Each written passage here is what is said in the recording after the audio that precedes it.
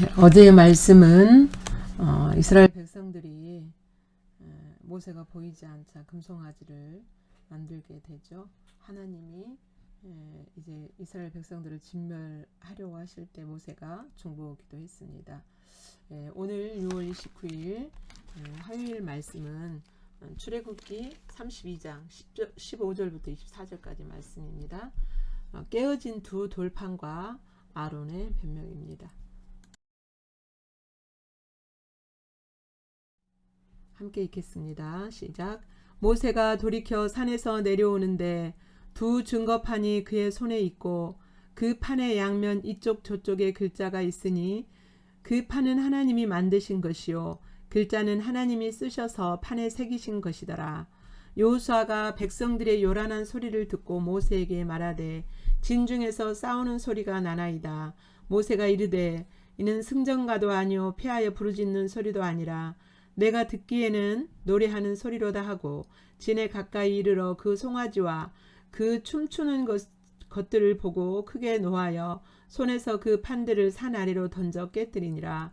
모세가 그들이 만든 송아지를 가져다가 불살라 부수어 가루를 만들어 물에 뿌려 이스라엘 자손에게 마시게 하니라. 모세가 아론에게 이르되 이 백성이 당신에게 어떻게 하였기에 당신이 그들을 큰 죄에 빠지게 하였느냐. 아론이 이르되 내 주여 노하지 마소서. 이 백성의 악함을 당신이 아나이다. 그들이 내게 말하기를 우리를 위하여 우리를 인도할 신을 만들라. 이 모세 곧 우리를 애굽 땅에서 인도하여 낸 사람은 어찌 되었는지 알 수 없노라 하기에 내가 그들에게 이르기를 금이 있는 자는 빼내라 한즉 그들이 그것을 내게로 가져왔기로 내가 불에 던졌더니 이 송아지가 나왔나이다. 아멘.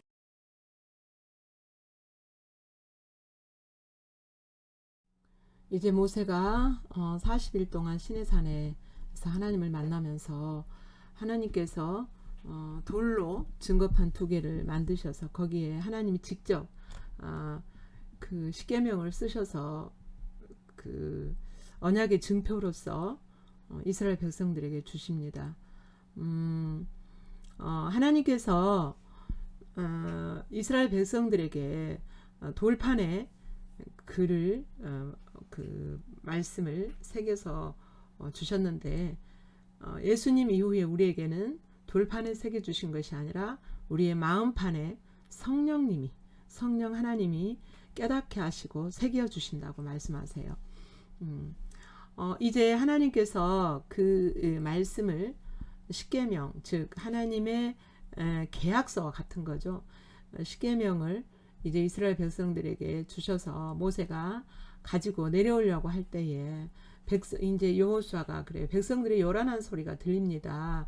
마치 전쟁터에서 싸우는 소리가 같습니다. 이렇게 말했을 때 모세가 분별합니다.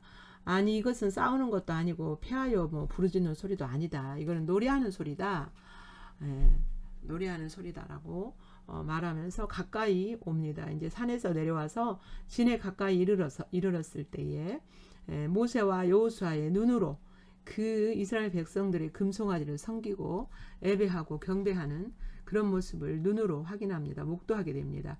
그 송아지가 그 춤추는 것을 보고 크게 노하여 손에서 그 판들을 산 아래로 던져 깨뜨리니라. 그 금송아지를 봅니다. 우상을 만들지도 말고 두지도 말고 섬기지도 말라고 하신 금송아지를 그 우상을 만들어서 여기서 춤췄다는 것은 무슨 말이냐면요. 음란한 행위를 했다는 의미예요. 이제 음란한 행위를 성경에 쓰는 것은 좀 그렇잖아요.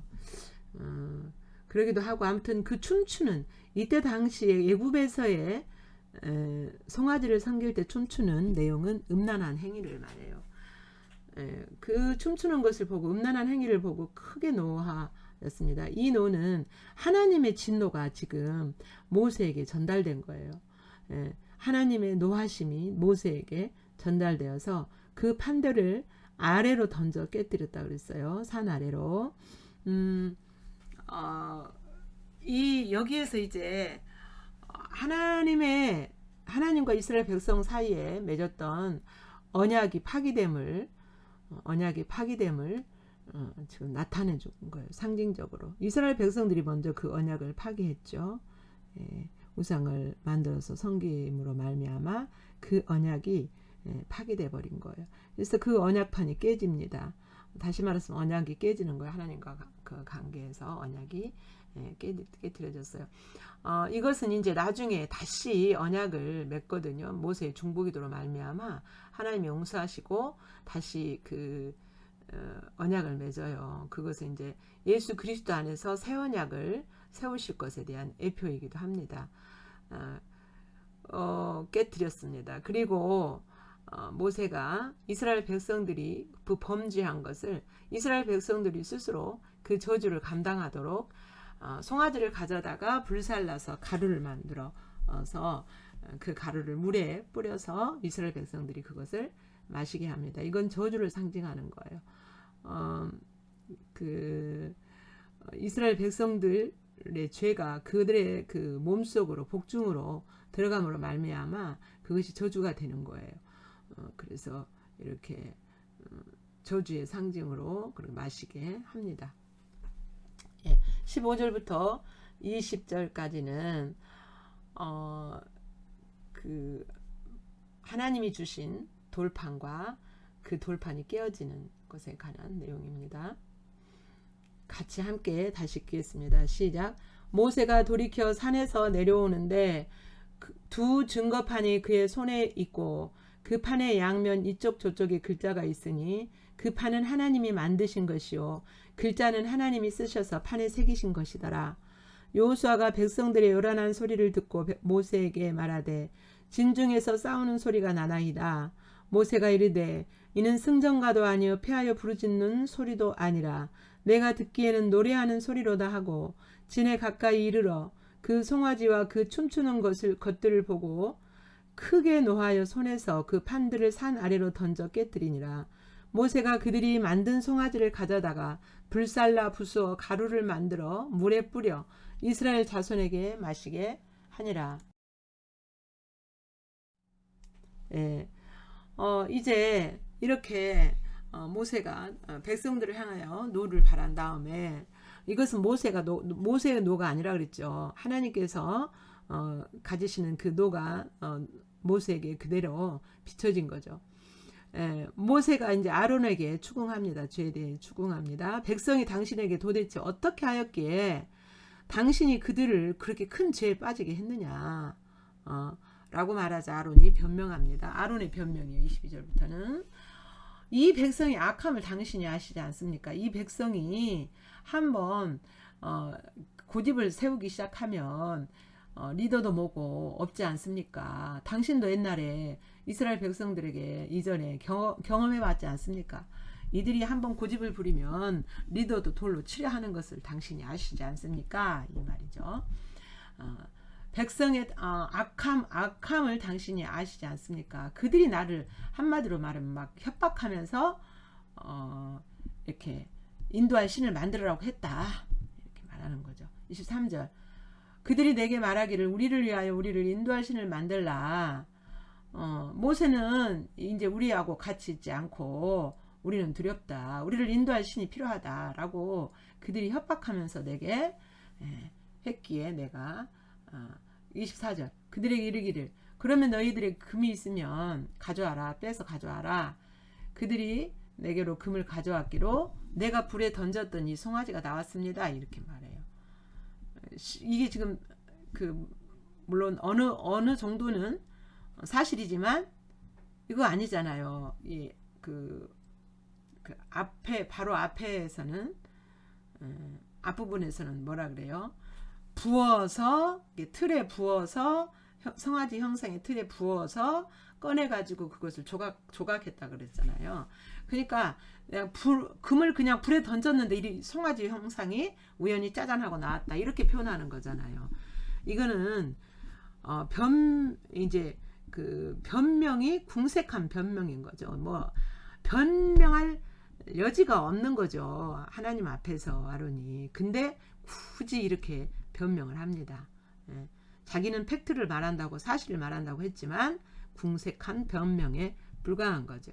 그러니까 아무리 하나님의 백성들이 불만족이 있고 그거에 대해서 막 그 공격하고 리더를 공격한다 할지라도 리더는 끝까지 하나님의 길을 가야 되죠. 타협하면 안 되죠. 하나님의 길을. 예.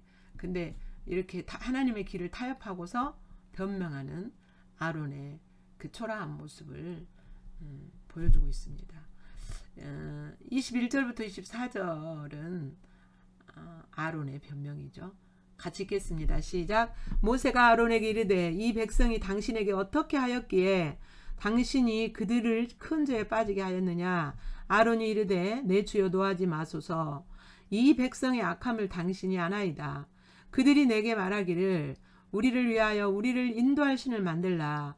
이 모세 곧 우리를 애굽 땅에서 인도하여 낸 사람은 어찌 되었는지 알 수 없노라 하기에 내가 그들에게 이르기를 금이 있는 자는 빼내라 한즉 그들이 그것을 내게로 가져왔기로 내가 불에 던졌더니 이 송아지가 나왔나이다.